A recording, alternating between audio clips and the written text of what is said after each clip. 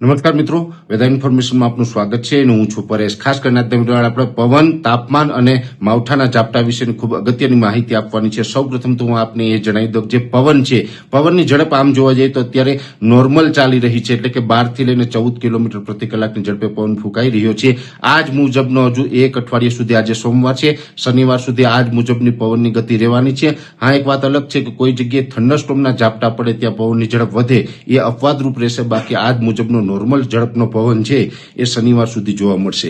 તાપમાનની વાત છે તો તાપમાન પણ અત્યારે આમ તો નોર્મલ આસપાસ ચાલી રહ્યું છે। એવરેજ ગુજરાતનું તાપમાન છે 34 થી લઈને 38 ડિગ્રીની રેન્જમાં તાપમાન જોવા મળી રહ્યું છે।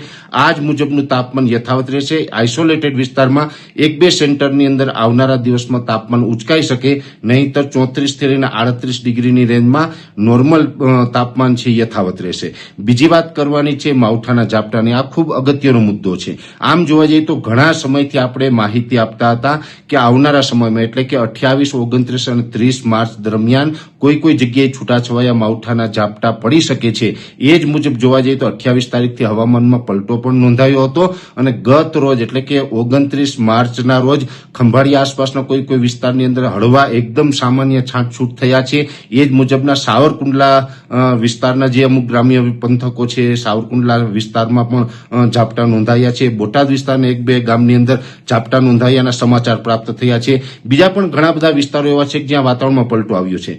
જો કે આપણે અત્યાર સુધી જે આ માહિતી મળી છે જે કોમેન્ટના માધ્યમથી, આમ તો હું બહાર છે એટલે આપણે પરફેક્ટ નથી માહિતી, પણ જે મને કોમેન્ટના માધ્યમથી જે આપણા જે ખેડૂત ભાઈઓ છે એની માહિતી આપી છે એ મુજબ એટલું કહી શકાય કે સાવરકુંડલા, ખંભાળિયા, બોટાદ આ વિસ્તારોની અંદર ક્યાંય છાટછૂટ થયા છે એવા 29 તારીખના સમાચાર છે। આજે 30 તારીખે કઈ જગ્યાએ ઝાપટા પડ્યા છે એની પણ ખાસ કરીને દરેક ખેડૂત ભાઈઓ જો કોમેન્ટમાં પોતાના વિસ્તાર વિશે આપણે જણાવે તો વિશેષ આપણે માહિતી મળી જશે, જે આવતીકાલે આપણે ઉલ્લેખ કરશું। પણ મહત્વનું એ છે કે 28, 29 અને 30 તારીખ, આજે 30 તારીખ છે, મતલબ આજે માવઠાનો છેલ્લો દિવસ હતો। પછી આવતીકાલે 31 તારીખથી માવઠાનો ખતરો નથી એવું આપણે માનીએ છીએ।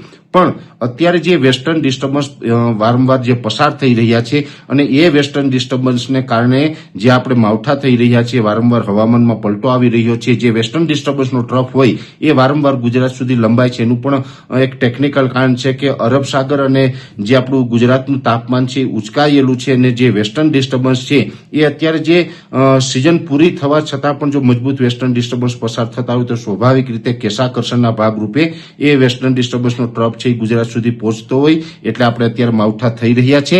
એમાં માર્ચ મહિનાની અંદર ટોટલ 2 માવઠા આવી ગયા છે। એક તો 18, 19 અને 20 માર્ચમાં પણ માવઠું આવ્યું હતું। પછી આ માર્ચ મહિનાના છેલ્લા દિવસો એટલે કે 28, 29, 30માં પણ કોઈ જગ્યાએ આપણે માવઠાની અસર થઈ છે અને હજુ એપ્રિલમાં પણ આની શક્યતાઓ છે। એટલે આપણે 31 તારીખથી એમ માનીએ છીએ કે આ માવઠામાંથી આપણે મુક્ત થઈ જશું।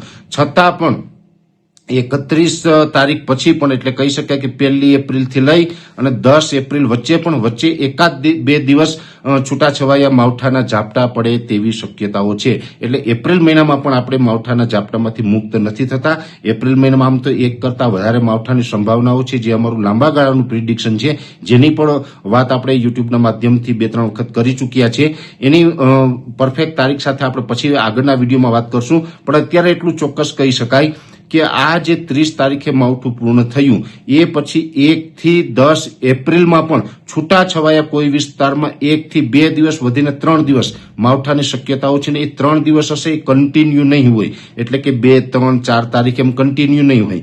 1 તારીખે પડ્યો હશે, 2 તારીખે ન પડે, વળી પાછો 4 તારીખે પડે, વચ્ચે 2-3 દિવસ ન પડે, પાછો 6 તારીખે પડે, એવી રીતે કોઈ પણ તારીખ હોઈ શકે। આપણે આ તારીખ તો એક્ઝામ્પલ આપ્યું છે, પણ કોઈ પણ તારીખ હોઈ શકે।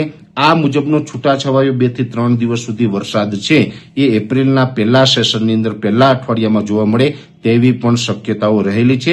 એટલે આપણે ખેડૂત ભાઈ દરેક જે કામ છે એનું આયોજન એ પ્રકારે રાખવું। જો કે અત્યારે આપણે જોવા જઈએ તો ખેતી પાકોની અંદર અનેક પ્રકારનું નુકસાન છે, જે હવામાનને કારણે પણ નુકસાન છે, માવઠાને કારણે વગેરે કારણે એ પણ નુકસાન છે, સાથે આપણો જે ખેત ઉત્પાદનનો ભાવ નથી મળી રહ્યો એને કારણે પણ ઘણું બધું નુકસાન છે। આ તમામ નુકસાની છે અને એની વચ્ચે હજુ પણ જો માવઠા કન્ટિન્યુ રહેશે તો ખેડૂતોને ખેતી કરવી ક્યાંક ને ક્યાંક અઘરું બનશે। એટલે આની અંદર માવઠાની અંદર ખાસ કરીને સરકારશ્રીએ પણ કંઈક વિચારવું જોઈએ અને માવઠાને કારણે જે નુકસાનો થતા હોય એની અંદર કાયદા કાનૂન ઘણા બધા બનેલા છે, ઘણા બધા નોર્મ્સ છે. એ નોર્મ્સ મુજબ ખેડૂતોને જે બનતી જે મદદ હોય એ સરકારશ્રીએ એની તિજોરીમાંથી કરવી જોઈએ, આવું મારું ચોક્કસ માનવું છે. વિશેષ માહિતી છે એ નેક્સ્ટ વિડીયોમાં આપવામાં આવશે. અત્યારે આ વિડીયોની અંદર એટલું જ. અંતમાં દરેક મિત્રોને વિનંતી રહેશે વિડીયોને લાઈક આપીને દરેક ગ્રુપમાં શેર કરી દેવો. જો તમે યુટ્યુબ ઉપર જોઈ રહ્યા હોય તો ચેનલને સબસ્ક્રાઇબ કરજો અને ફેસબુક પેજને ફોલો કરજો. નમસ્કાર.